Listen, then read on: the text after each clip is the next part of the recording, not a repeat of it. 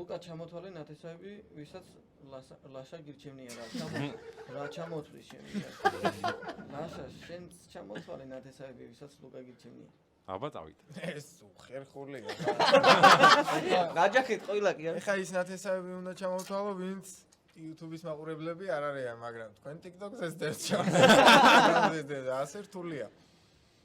მაგრამ ვიყი სახელდაგას, რა იცი, ჩემი ნათესავია თუ არა? კაი გამოსავალი იყო, აჰა. ერთი ჩემი შორეული ნათესავია, ესეთი გოგა ქვია, გოგა მიქაბერიძე. რამდენი უნდა ჩამოთვალოთ? ერთი საკმარისი იქნება. ერთი თქვა აგრეთ. ეხლა გოგა მიქაბერიძეს ურჩევნია შენი თავი. დეიდაშვილის შვილიშვილია. დეიდაშვილის შვილს. პატარა ბავშვი არა. ჩემი ძმები რო ვთქვა, არის ხება ნათესავები. არ ჩაითვლება? როგორ არა? ერთი გითხარ. ორი გითხარ. ნახე, ძმები ხო თქვი? ერთ-ერთ უნდა მოარჩიო. ძმები როგორ გამოვარჩიო ახლა ერთმანეთს. ისთვის არჩევს თან. ორივეს იმეტებდი ხო? ხო. აი მაშინ რომეოს ვიტყვიათ.